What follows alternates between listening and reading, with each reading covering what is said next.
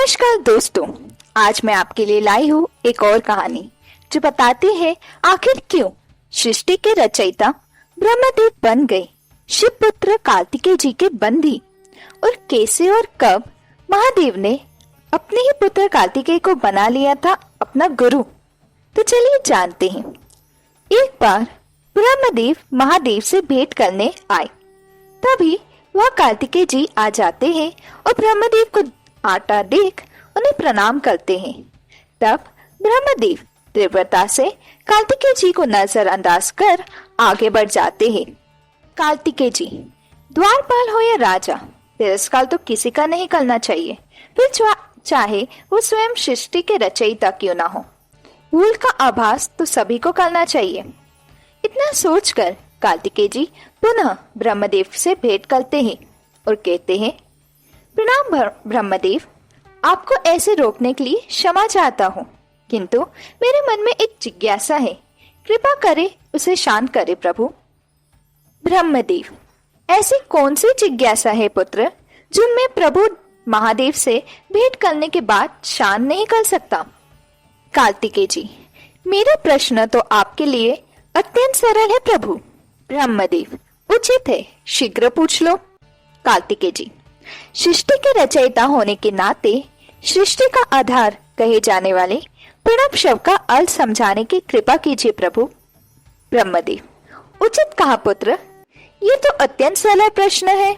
सृष्टि के रचयिता होने के नाते इस प्रश्न का उत्तर देना मेरे लिए अत्यंत सहज है।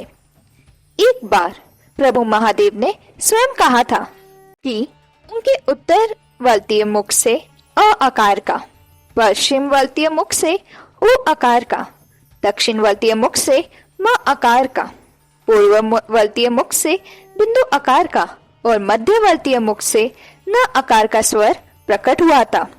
उन्हीं सब अव्यय से युक्त ओमकार का विस्तार हुआ था और प्रणव अक्षर का निर्माण हुआ था। कार्तिकेय जी, आपने मुझे प्रणव शब्द ओमकार के रहस्य को नहीं, अपितु मात्र उसके अक्षर के स्वरूप को बताया है प्रभु। इसलिए ब्रह्मदेव, मैं समझता हूँ इस समय सृष्टि अयोग्य हाथों में है। इसलिए जब तक आप प्रणव शब्द के उचित अर्थ को नहीं जान लेते, आपके स्थान पर सृष्टि और उसकी रचना का भान मैं स्वयं उठाऊंगा। इतना कहकर कार्तिकेय जी ब्रह्मदेव को अपनी शक्ति से बंदी बना लेते हैं और वहां से प्रस्थान कर जाते हैं।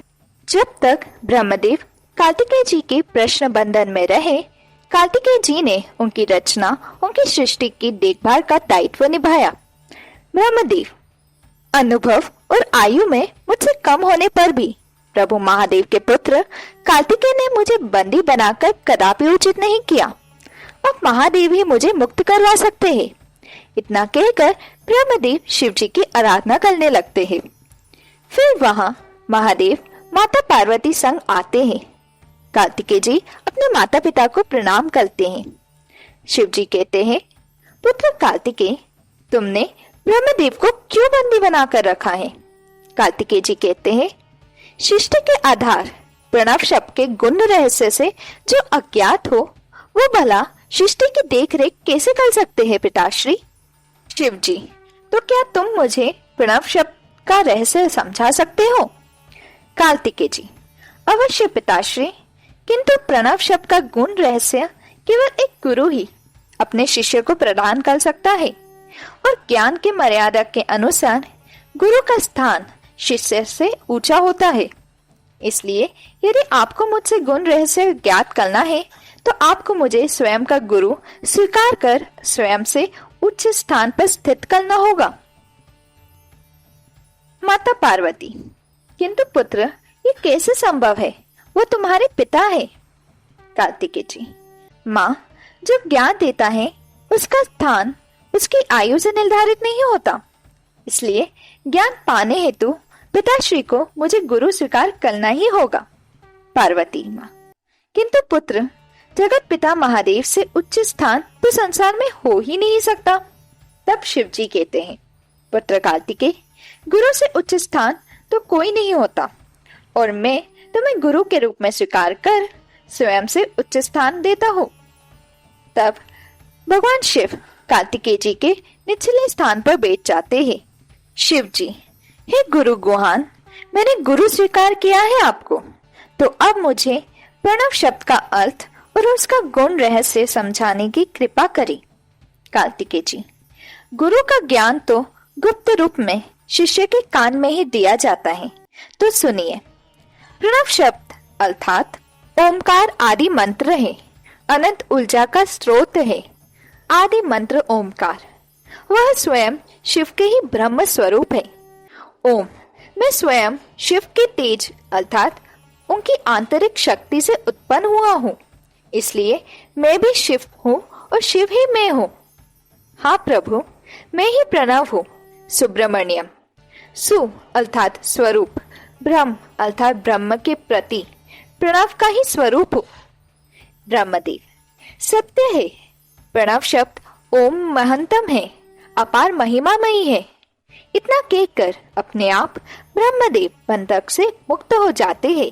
कार्तिकेय जी, लघु ध्वनि रूपी प्रणव शब्द ओम मात्र एक अक्षर और ध्वनि नहीं है, किंतु उस अक्षर और ध्वनि में समाहित संपूर्ण सृष्टि का सार है, उसकी रचना की आधार है। इसलिए कोई भी छोटा हो या बड़ा, रचनाकार हो या स्वयं रचना, सभी शिव के ही अंश है। इसलिए किसी भी द्वारा किसी अन्य का तिरस्कार उचित नहीं है, क्योंकि सभी का ही रचना दिव्य ओम अर्थात प्रणव शब्द से ही होती है, और यही प्रणव शब्द का रहस्य भी है।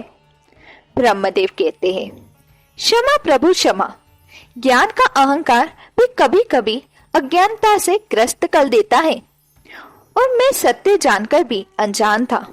मैं स्वयं को सृष्टि का रचयिता समझता था, किंतु अब मैं समझ गया हूँ कि मैं मात्र एक माध्यम हूँ, क्योंकि सृष्टि का मूल आधार तो एकमात्र प्रणव शब्द ओमकार ही है।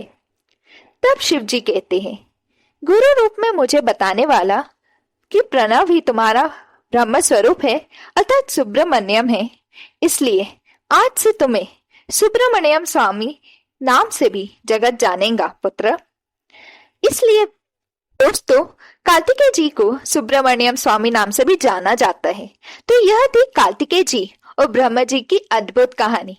ऐसी और कहानियां जानने के लिए do like, share and subscribe to Bhakti कथाएं।